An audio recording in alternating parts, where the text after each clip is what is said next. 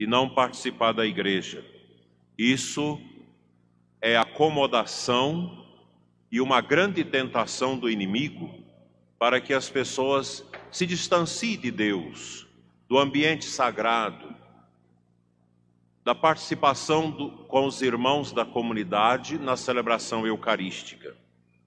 E quero avisar também as pessoas que costumam publicar nossas palavras, nossas homilias, que as publiquem por inteiro e não dê títulos às minhas homilias.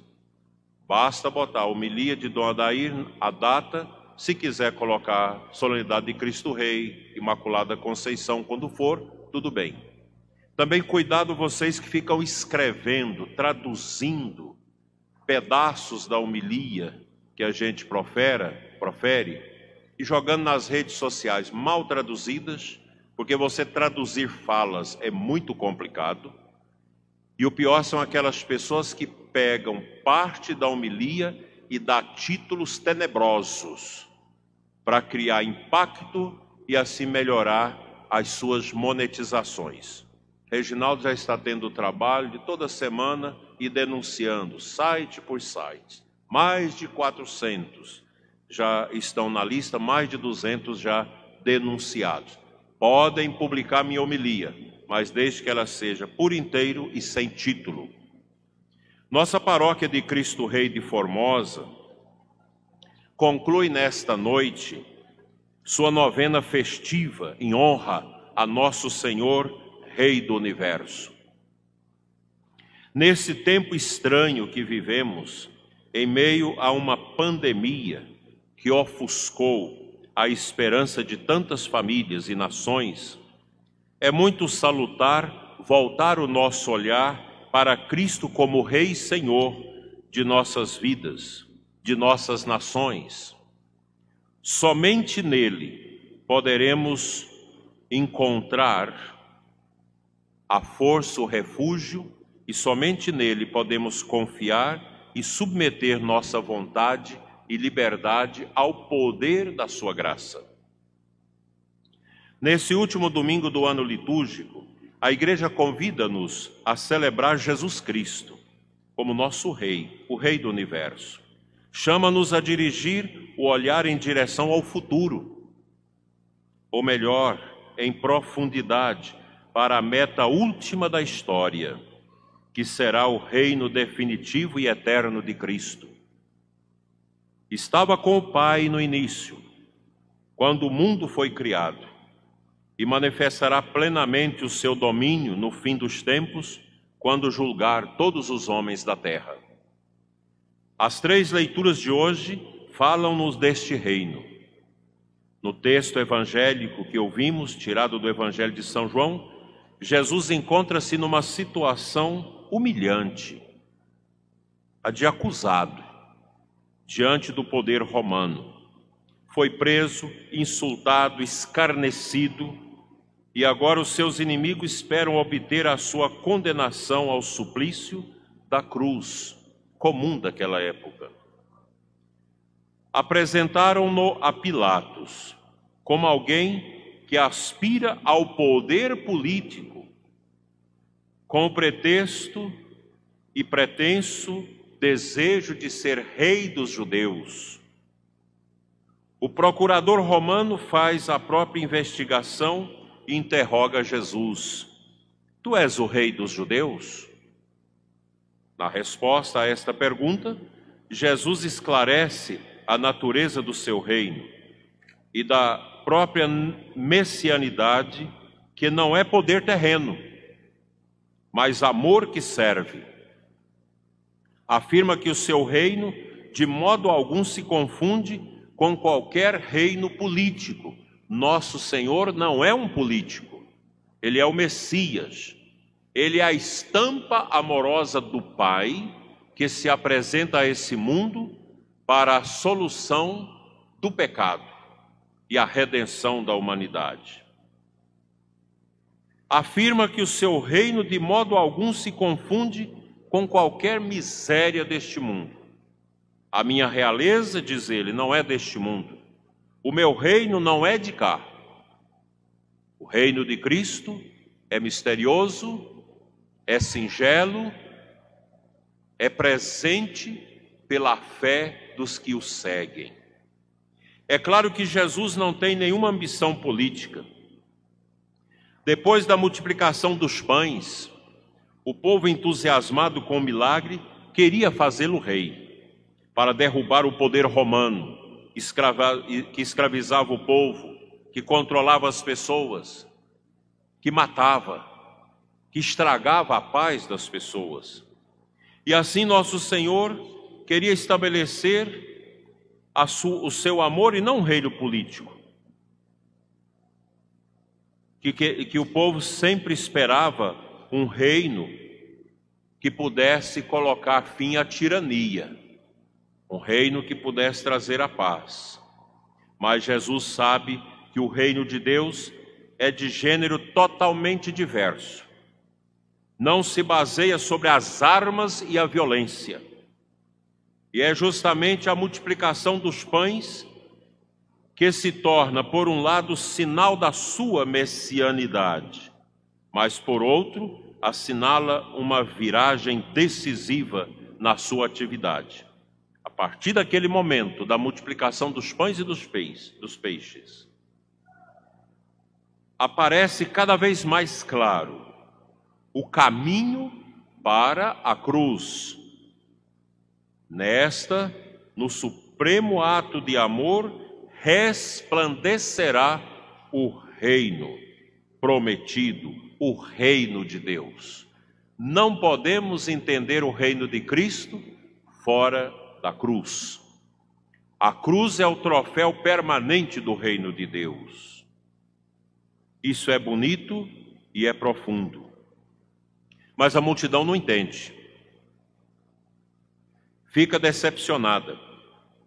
Jesus retira-se para o monte sozinho, para rezar, para falar com o Pai. Na narração da paixão, vemos como os próprios discípulos, apesar de terem partilhado a vida com Jesus e ouvido as suas palavras, pensavam em um reino político, instaurado mesmo com o uso da força. No Getsêmani, Pedro desembainhara a sua espada e começou a combater, mas Jesus o deteve. Não quer ser defendido com as armas, mas Jesus deseja cumprir a vontade do Pai até o fim e estabelecer o seu reino, não com armas e com violência, mas com a aparente fragilidade do amor que dá a vida e a gera. O reino de Deus é um reino completamente diferente da vontade dos homens e muito mais diferente dos reinos deste mundo. Por isso, diante de um homem indefeso, frágil, humilhado, como se apresenta Jesus, um homem de poder como Pôncio Pilatos, falso como era, fica surpreendido porque ouve falar de um reino, de servidores, e faz uma pergunta, ao ver, paradoxal: logo tu és rei? Que tipo de rei pode ser um homem naquelas condições? Mas Jesus respondeu afirmativamente: é como dizes, eu sou rei. Para isso nasci, para isso vim ao mundo, para dar testemunho da verdade. Todo aquele que vive da verdade, escuta a minha voz. Jesus fala do rei, do reino, referindo-se não ao domínio, mas à verdade. E hoje nós vivemos uma crise de negação da verdade. O relativismo se impõe como um caminho de destruição da verdade. E as pessoas começam a viver às soltas, sem uma referência. Todo aquele que vive da verdade escuta a minha voz. Que bonita esta palavra. Pilatos não entende. Poderá haver poder que não se obtenha com meios humanos? Um poder que não acompanha a lógica do domínio e da força? Jesus veio para revelar e trazer uma nova realeza, a realeza do Pai, a realeza de Deus. Veio para dar testemunho da verdade de um Deus que é amor e que deseja estabelecer um reino de justiça, de amor e de paz, como nós vamos escutar no prefácio da missa de hoje. Quem está aberto ao amor, escuta esse testemunho e acolhe-o com fé para entrar no reino de Deus. Encontramos esta perspectiva na primeira leitura que ouvimos. O profeta Daniel prediz o reino de um personagem misterioso, colocado entre o céu e a terra. Vi aproximar-se sobre as nuvens do céu um ser semelhante a um filho de homem. Avançou até o ancião, diante do qual o conduziram. Foram-lhe dadas as soberanias, a glória e a realeza. Todos os povos, todas as nações e as gentes de todas as línguas o serviam. O seu império é um império eterno, que não passará jamais, e o seu reino nunca será destruído. São palavras, meus irmãos, que prevêem um reino ou um rei que domina de mar a mar até os confins da terra, com um poder absoluto que nunca será destruído. Esta visão do profeta, uma visão messiânica, é esclarecida e realizada em Cristo, o poder do verdadeiro Messias, poder que não mais desaparece e nunca será destruído.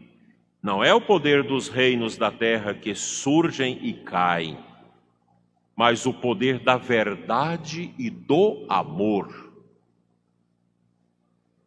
Assim, entendemos como a realeza, anunciada por Jesus nas parábolas e revelada aberta e explicitamente diante do procurador romano, é a realeza da verdade, a única que dá a todas as coisas a sua luz e a sua grandeza.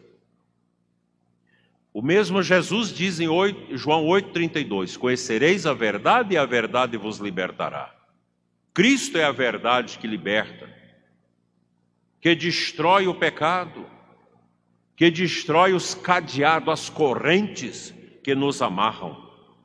Na segunda leitura, o Apocalipse afirma que também nós participamos na realeza de Cristo.